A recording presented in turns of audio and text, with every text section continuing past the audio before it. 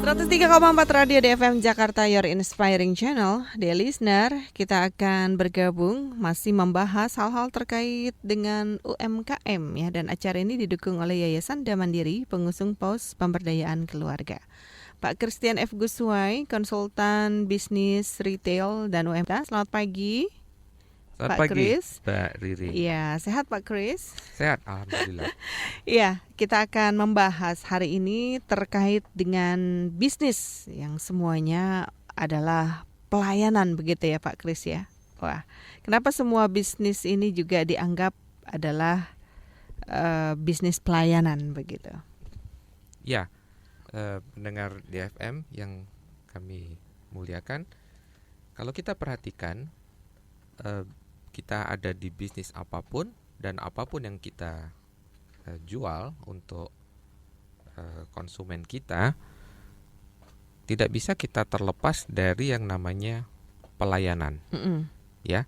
Dan bahkan seringkali justru pelayanan menjadi pembeda, menjadi pembeda utama ketika orang memilih antara barang yang satu dengan barang yang lain, jasa pelayanan yang satu dengan yang lain, ya. Kalau kita perhatikan seperti contoh beberapa perusahaan penerbangan dengan tegas menawarkan harga murah, seperti contoh ya. Jadi sekedar terbang.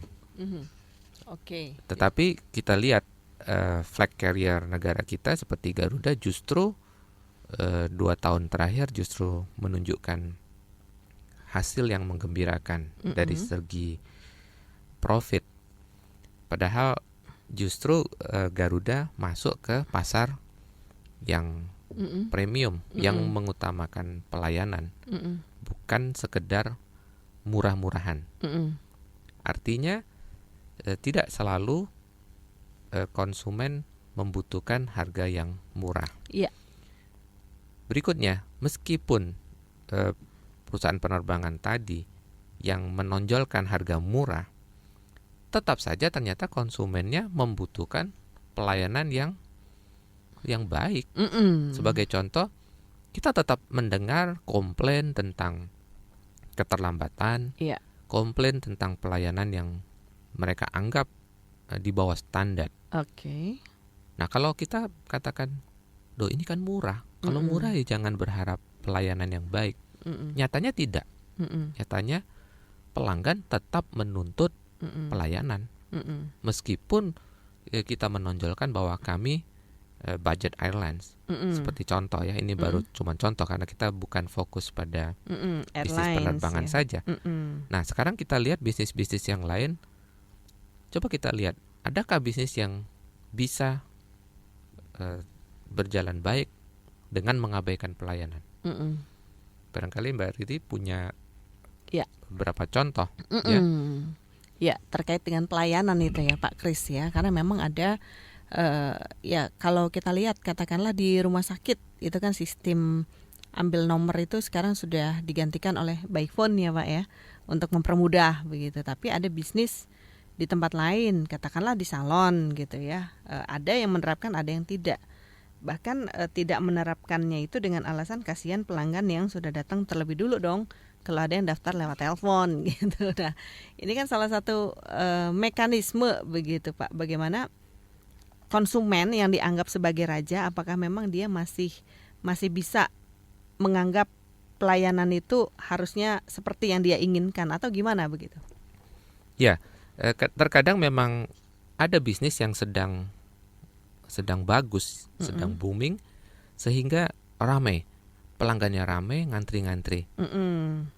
Yang sebenarnya yang kita sedang persoalkan adalah bagaimana dia mengatur kan mekanisme pelayanan. Kalau memang sangat ramai, dia harus transparan. Artinya berikan kepastian kepada pelanggan. Tidak bisa dong dia dengan dalam seperti kita umpamakan diambangkan saja. Tunggu aja sampai yang itu selesai. Tunggu aja sampai selesai.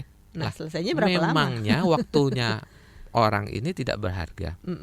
Ya, kalau memang dia ramai, harus tegas katakan kami hari ini sudah full. Ya. Lebih ada kepastian sehingga pelanggan bisa beralih kalau tadi salon bisa beralih ke salon lain. Tetapi bukan dengan membuat suasananya menjadi tidak menentu. Ya, kita mau daftar lewat telepon, dikatakan tidak bisa. Ketika orang datang juga tidak ada kepastian kapan dia akan dilayani. Nah, kan menyulitkan dua belah pihak sebenarnya. Kalau memang ramai sudah tidak bisa melayani, barangkali lebih baik transparan. Katakan saja bahwa hari ini sudah full. Nah, itu lagi-lagi mekanisme di dalam perusahaan tersebut. Bagaimana dia mengatur, menghitung lah. Masa ini kan sudah bisnisnya dia, masa dia tidak tahu berapa banyak orang yang dia miliki dan berapa banyak pelanggan yang bisa dia layani pada hari itu.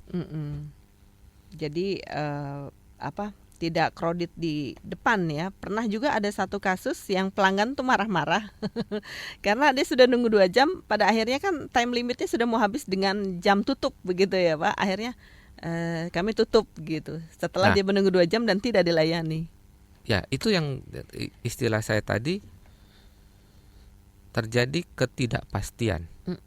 Ya, waktunya pelanggan sudah terbuang, 2 jam toh juga tidak bisa dilayani.